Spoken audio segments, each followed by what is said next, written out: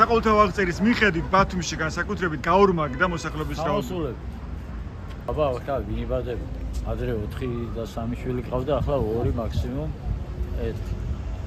ჩამოსულები. და რომელი უცხო ქვეყნიდან ჩამოდიან ყველაზე ხშირად? პუშკინის ქუჩიდან აქეთ, მერე ჭავჭავაძიდან გოგდე, გოგისკენ საერთოდ უცხოეთი. ქართულ ენაზე ველაპარაკ. ყველაზე ხშირად ვინ ხვდებიან, ან ვინ არიან უცხო ქვეყნიდან, ვინც ბათუმში ხვდებიან? ეძახიან რუსკაი აზიჩი. მოსახლეობის რაოდენობა გაიზარდაო, კარგად ვართო, ეხლა ისეთ რამეს ამბობს ქართული ოცნება. ბათუმში გაიზარდა მოსახლეობის რაოდენობა 235,000-მდე. ის ხარჯზე გაიზარდა. ხო, თქვენ რას ფიქრობთ, ის ხარჯზე გაიზარდა? ეგა რა ვთქვა? ხედავ ძალიან ხამუშება ყურს მტრის ენა რო ისმის. ანუ რუსების საუბარი, ხო? ვერ ვიცი, მესმის რომ ყველაფერს უკვე იმაშებიან. იქის გააკეთეს, იქის იყიდეს, იქის აშენებენ. რუსებმა?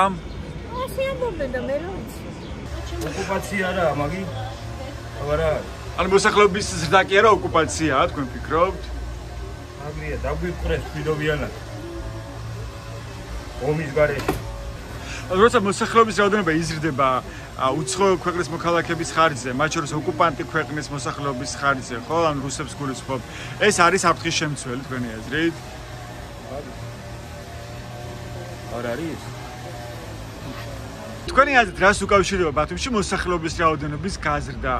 ფაქტი ის არის, რომ სამწუხაროდ ჩვენი თმოთ ქართველები ემიგრაციაში მიდიან და რუსები მოდიან. რასაც ხედავ მე დღევანდელი ჩემი გადასახედიდან, უფრო მეტი გასულია და გადის კიდე და კიდე. დღევანდელი საქართველოსთვის ან გაჭედებისთვის გაიზარდა კი არა, უფრო და უფრო აკალდება. გადის ხალხი, მუშაობა არის. დაგაზრდაზია პარაგონა.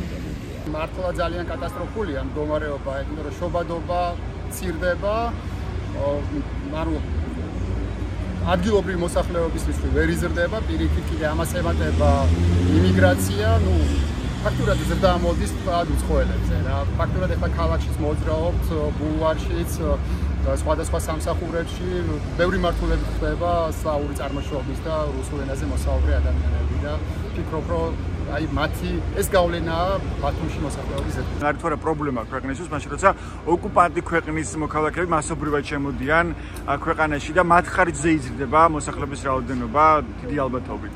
ხო, ცალსახად რისკები არის და შეიძლება იყოს რაღაც ფარული რისკები, უბრალოდ ამ მიმართულებით მე შეიძლება რაღაც სწორი პასუხი ვერ გაგცეთ, ვერ გავაანალიზოთ, სადღაც არის დადებითი ეფექტიც, თუმცა შეიძლება იმ დადებით ეფექტზე მეტად იყოს ის რაღაც ფარული რისკები და საფრთხეები, რასაც მსგავსი ზრდა და შემოდინება მოიცავს. შობადობის ზრდაშიც და ემიგრაციაში ჩვენ ორივეში უარყოფითი მაჩვენებლები გვაქვს.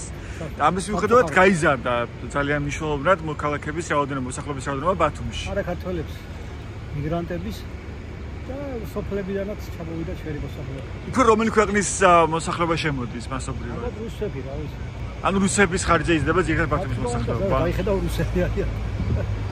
ეს კარგია თუ ცუდია? არ მინდა პოლიტიკაზე გადავიდეთ, მაგრამ სადღაც კარგია, სადღაც ცუდია.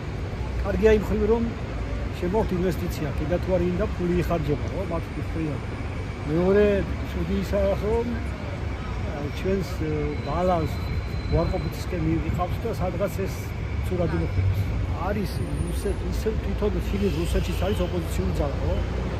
ჩვენ ბევრჯერ ვინახავს რუსეთში, მოსკოვში ძალიან დიდი მიტინგები.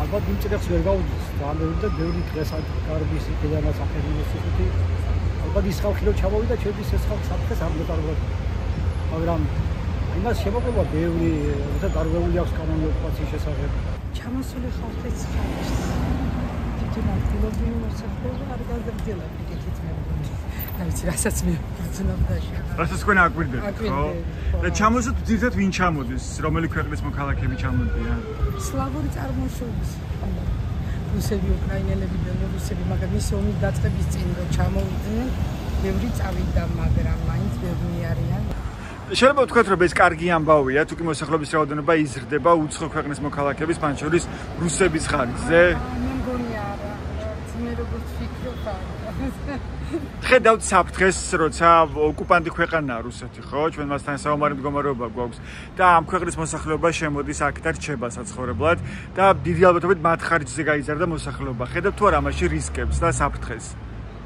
მე პირადად ვხედავ. 2014 წელს იყო 132.000 კაცი ბათუმში, ახლა უკვე არის 235.000 კაცი ბათუმში. ეს სასიხარულოა?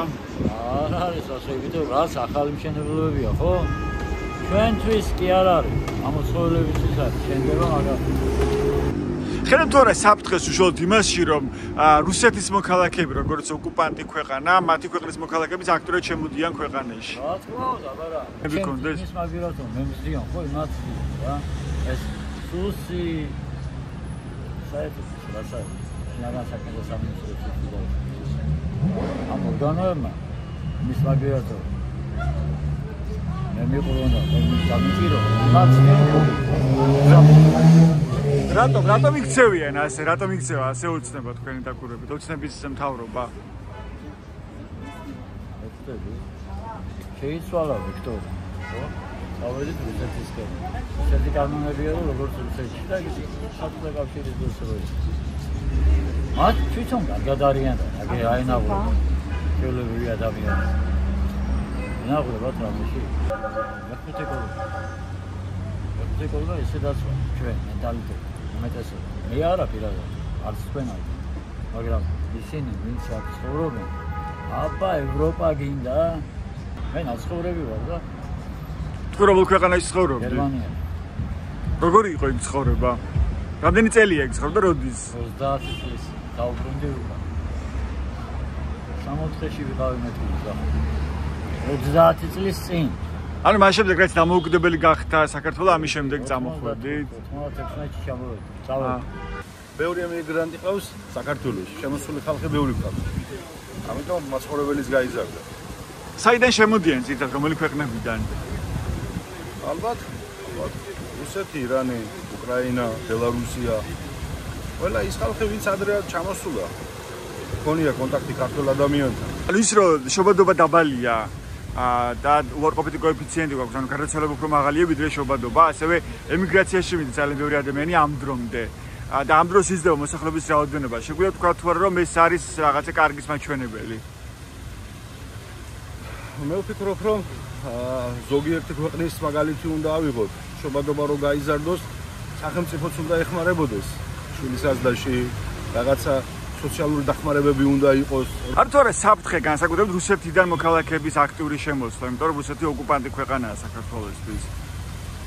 საფრთხე ყველგან არის. მე ვფიქრობ მაინც რომ ქრისტიანი სამყაროა და მე მგონია ქრისტიანი უფრო ქრისტიანს გაუგებს ვიდრე მუსლიმანი ქრისტიანს. არ გვეუბნება ჩვენ რუსეთი, ომი აქვს ჩვენთან, ომი აქვს ასევე უკრაინასთან. ჩვენაც ხო ვიღაცას ვეუბნებოდით იყო პერიოდი. ეს რომელი უბანია? ძველი ბათუმში, ხო? და ეს რუსები თქვა ცდილობენ თუ არა, რომ რაღაცა თქვა ისწავლოთ თქვა ქართული ენა? არა. არ ცდილობენ ნამდვილად ჩემს გარშემო ვინც არის. უნდა რომ რუსულად საუბროთ. არ თქვენი აზრით საფრთხე ის რომ ამდენ რუსეთის მოქალაქე შემოდის ქვეყანაში? რატომ? აი გადავგვარდით. ხალხის ნაკადი არის ბევრი შემოსული. ყველა მხრიდან. ხედავთ ამაში საფრთხეებს, რომ იზრდება უცხოეთის მოქალაქეების რაოდენობა ქვეყანაში? საფრთხე არის ის, რომ მთავრობამ უნდა იმოქმედოს ნორმალურ ხარჯებში. რას გულისხმობთ? რას გულისხმობთ და ყველა არ უნდა შემოუშვას. ვინც არის შემოსული გარდა ტურისტებისა, ყველა უნდა გავიდეს ამ ქვეყნიდან. საქართველოსთან. 52%-ით გაიზარდა ბათუმში მოსახლეობის რაოდენობა. რუსის თითქოს რუსის ალბათ. ხედავ რომ რუსია მაინც. ხო, მე გამოხატავს იმას, რომ ჩვენ კი არ ბრალდები საქართველოს მოქალაქეები, არამედ ნამდვილად არა. საქართველოს მოსახლეობა არ ბრალდება. საქართველოს ვერ ხედავ ქუჩაში, ყველა მეათე ალბათ ქართველია ქართულ სახეს. საქართველოს კარგად ალბათ. აი მუდმივი შესყიდვები რო ხდება ბინების, მიწების, უკვე სოფლების, ეს არის პრობლემა, თორე ტურისტი შემოვიდეს უნდა რა თქმა უნდა. ტურიზმი კიდე სხვა არის, აქ მე რაც დაგისახელე ციფრი ამაში ტურისტები არ მოიაზრებიან, მოიაზრებიან ადამიანები, რომლებიც 12 თვეზე მეტი ხნის განმავლობაში ჩერდებიან ქვეყანაში. აი, როცა ეს უძრავი ქონების შესყიდვა ხდება, მაგალითად ჩემს კორპუსში ძალიან ცოტანი ვარ ქართველები, ძირითადად სულისხეილები არიან, დაკანონებული აქვს ბინები. არ თუ არა განსაკუთრებული პრობლემა, როცა რუსეთის მოქალაქეები შემოდიან, იმიტომ რომ ეს ოკუპანტი ქვეყანაა საქართველოს. რა თქმა უნდა. საფრთხეა, რადგან ანუ ჩვენი ქვეყნის მოქალაქეები უფრო საზღვარგარეთ გადიან და რუსები შემოდიან ჩვენს ქვეყანაში. და მცირდება საქართველოს მოქალაქეები. ქალაქში კი ანუ ხშირად ხდება ქვეყნის მოქალაქეები, ქართველების არიან, მაგრამ უმეტესად ქვეყნის მოქალაქეები არიან. ჩამოსული ზოგი დასასვენებლად და ზოგი რო ჩამოვიდნენ დარჩენ და აღარ მიდიან და უფრო რომელი ქვეყნის მოქალაქეები ხვდებიან თქვენ? უფრო უმეტესად რუსები. მე რომ მივდივარ. რა ქვია, საქართველოში ვარ და რომ მივდივარ და რუსული ქართული რო არის ის და მე რუსული არ ვიცი. რა თქმა უნდა რომ არის მისაღები საქართველოში აბა. მე მაშინ რა ქვია, ახალქალაქში ვცხოვრობ. შემდივარ რაღაც საქმეზე. იმა ქართული არის ის, მე სომხური არ ვიცი. არა მისაღები რა თქმა უნდა საქართველოში ვარ და ქართულად ვერ ვლაპარაკებ ადამიანი რომ გამიგოს და გაუგო რომ რა გასაჭირი მაქვს და რაზე ვარ მისული ჩემ კორპუსშიც მაგალითად რუსი უფრო ბევრია ვიდრე სხვა ცოტა არ იყოს არ არის ასიამოვნო მაინც ამ ზრდის ძირითადი საფუძველი არის ის რომ რუსები შემოდიან უფრო ქვეყანაში რუსეთის მოქალაქეები უცხოელები უფრო რუსები იმიტომ რომ გონიათ რომ უსაფრთხოდ არიან რადგან პროცესის მიხედვით უფრო რაღაც გრძნობენ თავს რომ არავინ არ განდევნეს არიან შვიდა რუსულ ენაზე ესაუბრებიან ასევე ყველგან სახელმწიფო უწყებებში აღარ ვესაუბრები უკრაინელებს კი რადგან რაღაც მაინც მათ სოლიდარობა გამაჩნია მაგრამ ძალიან ნაწყენი ვარ რუსებზე და ზოგადად მათზე რა ცდილობენ ეს რუსები ისწავლონ ქართული ენა კი ცდილობენ არაფერს პირიქით უფრო შენესაუბრო მათ ენაზე და მხოლოდ რაღაც შემოიფარგლებიან რადგან რაღაც მანიპულირებენ გამარჯვებათ თუ რაღაც ამით იმაშვებიან გულს იგებენ მაგრამ არ ამგონია ქართველების 90% დღეს რომ ბედნიერი იყოს მაგათით და მთელი ცხოვრება ნუ მაგათ დაპყრობაში ვარ 50% გაიზარდა მოსახლეობის რაოდენობა ამბობს საქსტატი თუ კი იყო 2012 წელს 132,000 ეხლა არისო 235,000-იო და როგორ გაიზარდა მოსახლეობის რაოდენობა რას უკავშირდება ეს ხვის ხარჯზე ანუ რას გულისხმობ ხვის ხარჯზე